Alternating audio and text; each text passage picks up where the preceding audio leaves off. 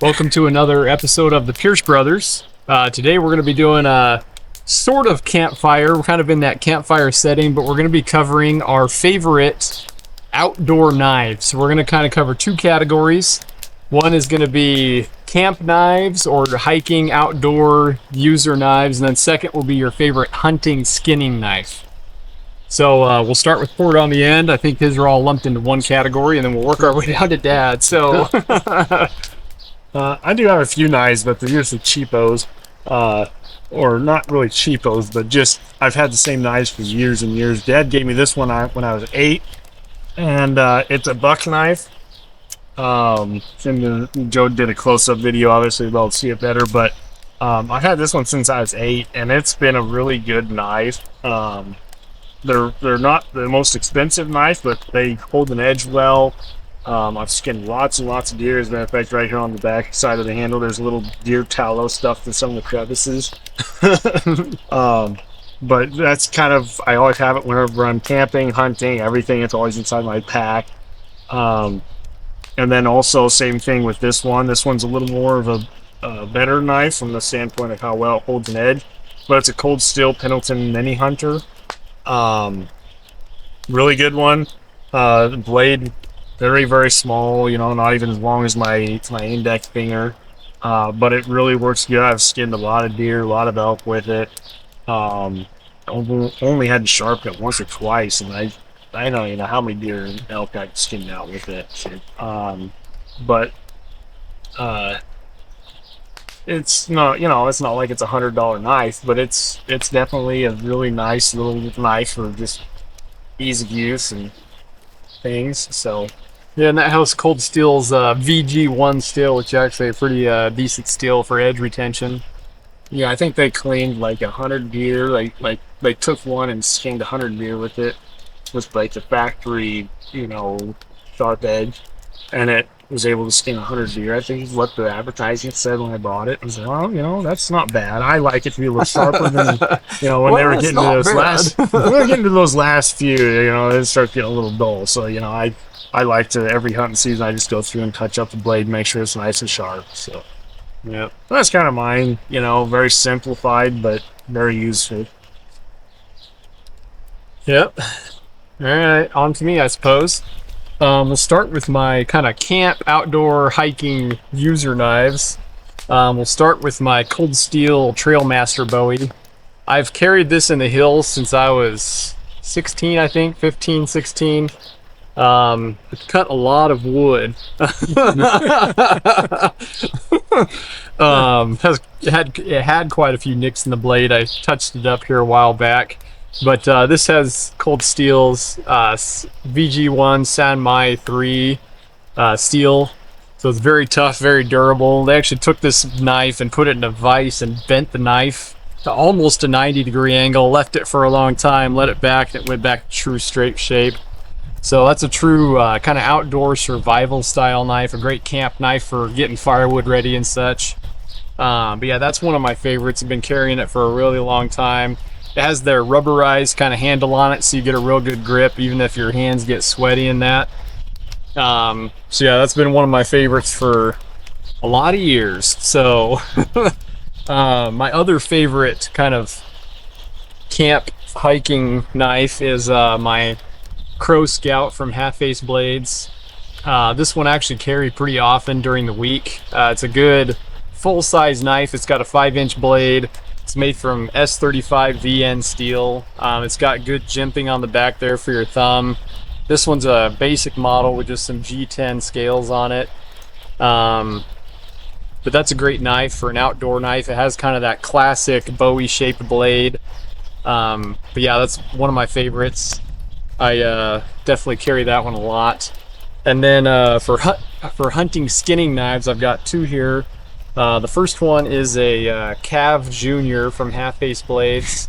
On my hunting skinning knives, I prefer a knife that's a little smaller, lightweight. That way when you're packing in that and you're trying to pack out an animal, you're not carrying a bunch of extra weight or a big old Bowie knife.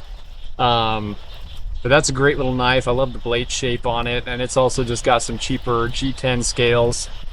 Right now is a great time to buy Half Face Blade because their website isn't selling out within 2 minutes of drop time now. So they've actually upped production quite a bit. So they have knives in stock almost all the time. Another one, this is my primary hunting skinning knife, is my Speed Goat 2.0 from Montana Knife Company. This is the second iteration of the Speed Goat. It has a little bit better guard right here where your front finger goes as you're skinning. It's made out of 52-100 ball bearing steel, which is ultra lightweight steel. So this knife comes in at like 1.8 ounces, really lightweight. It's very thin and usable. Holds an edge really, really well. USA made 100%, which is a big plus to me. Some people gripe about the paracord wrap on the handle. I actually really like that in a hunting knife because you can take that cord off and use it to tie meat on your pack, or use it to tie stuff to your pack, and then you just put a new cord on for the next time you use it, because that cord will obviously be covered in stuff. Yeah. So that's a great hunting knife. They sell out pretty fast, but Montana Knife Company, they do drops every week with different styles of knives, and their main focus is hunting knives. So if you're looking for a great hunting knife, Montana Knife Company.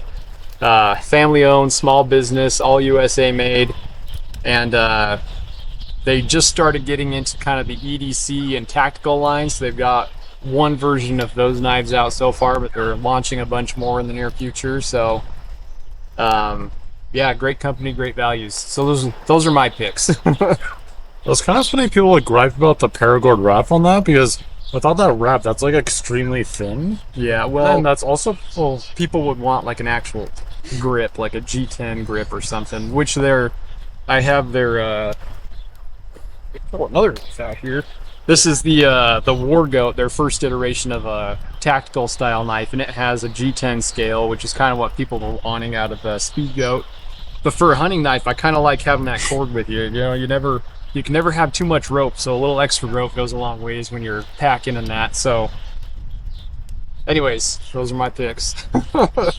Okay, so I could think of 3 good knives for this video, which the first one is my bayonet from the Ontario Knife Company, which this is a really good, useful tool. There's a reason why this is oftentimes given to soldiers for like who are dropped into enemy territory, because the serrated edge here, which is good for sliding off little tree branches for if you need to make kindling or small fires or anything.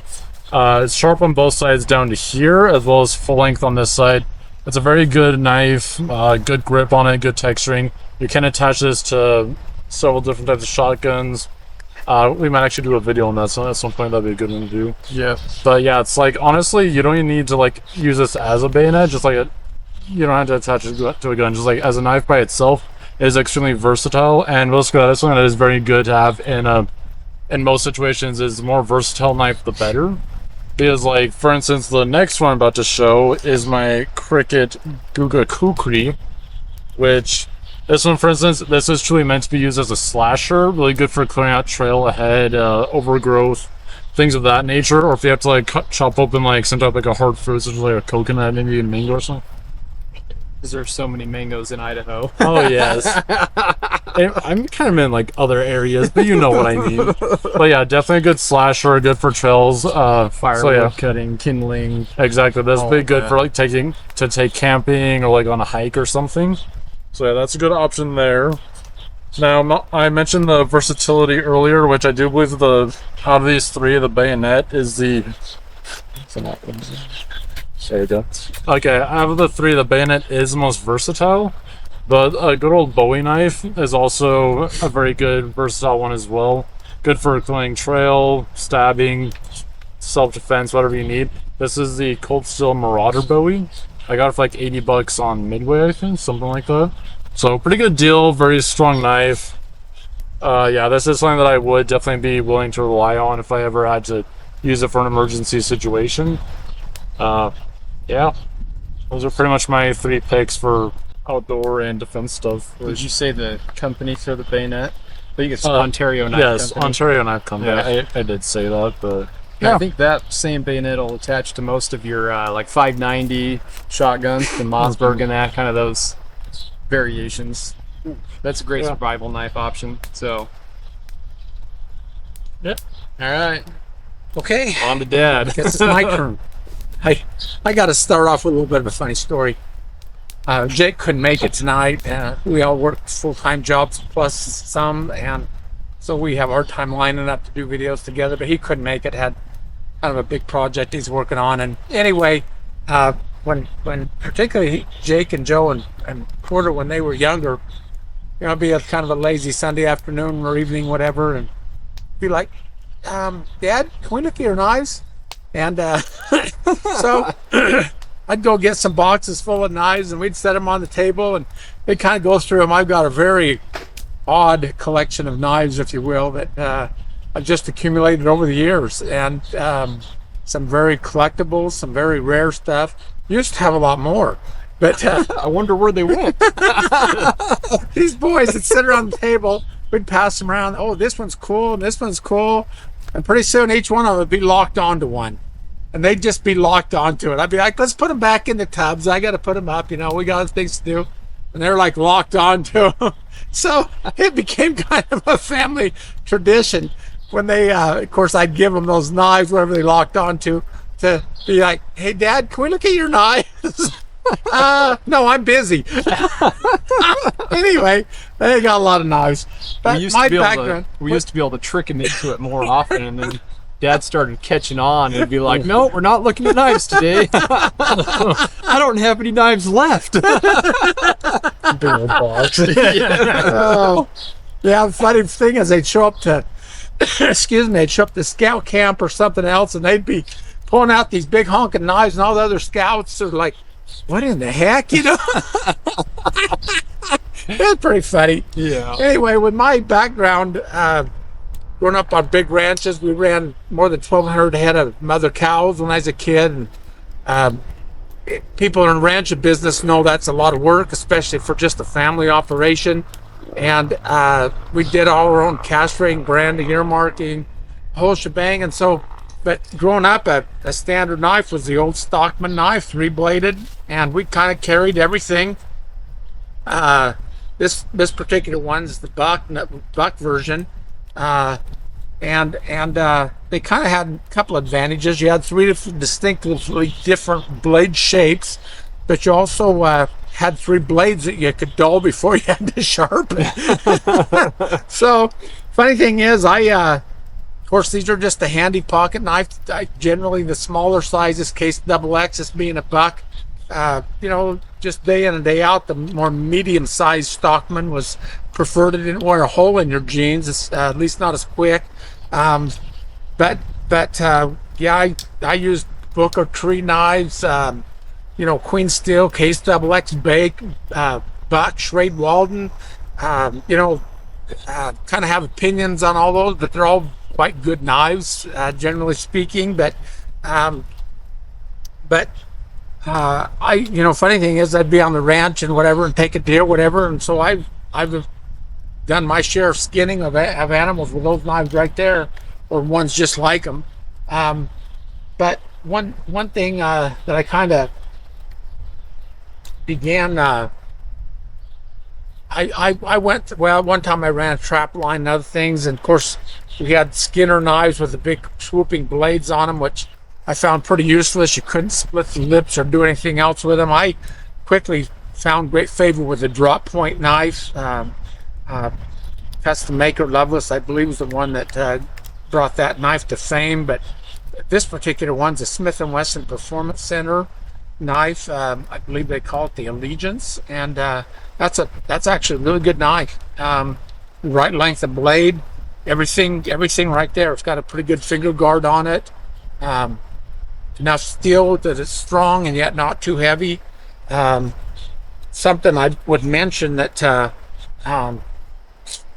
Porter covered the Buck 471. I've got several of those too. The knife that again, that's a drop point blade, just very handy for doing intricate work, very detailed work, easy to sharpen. When Cold Steel came out with their Pendleton Hunter, I became very fond of that knife. I used to buy those in 5 or 10 knife quantities, and when I traveled, I'd throw in extra knives and give them to camp help as a tip or whatever, and everybody was always thrilled to get a Cold Steel knife because one, they were great knives, but two, they probably wouldn't spend their own money. You know, they just had other things to do, but if somebody gave them a knife, they were thrilled to get one. And I went to bring one out here, and I think I gave away my last one. So I'm gonna have to get on the ball and order some more. Folders are also handy. I've used them quite a bit. I still kind of prefer a fixed blade, but for a hunting knife anyway. But here's a Spyderco that's a very good knife, holds an edge well, very handy. Another one that's Joe was just looking at this one. That's a Buck Voyager. I think they call Cold it. Steel Voyager. What's that? Cold Steel Excuse Voyager. me, Cold Steel Voyager. This, I think Joe said, hey, that's the original one. I said, yeah. Older, yeah. The And, original model. That's a great knife, by the way. But lightweight, good shape on the blade. Of course, high-end steel. Funny thing is, you know, you can buy a super quality good knife for not a lot of money considering what you get when you go to custom knife makers. And I've got actually a fair number of custom built knives. But when you go to custom knife makers, what you gain is kind of like the individuality or the craftsmanship. You really can't gain much over in terms of steel. At least I haven't seen it. So Yeah. just an opinion. But you know, this one's a Damascus, custom built Damascus knife, kind of unique. And but those are kind of what I get favor. I will throw in one other thing too.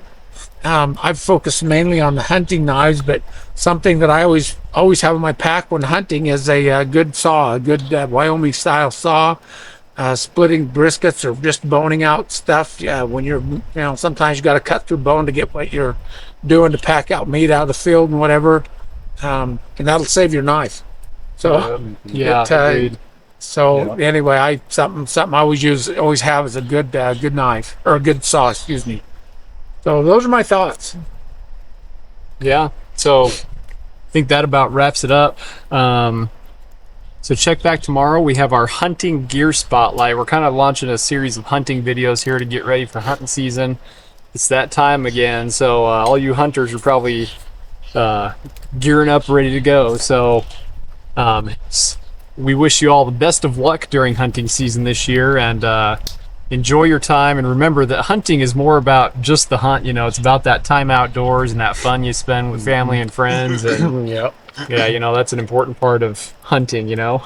Yep. So if there's a future video you'd like to see us do, make sure and throw that in the comments, and we'll see you next time.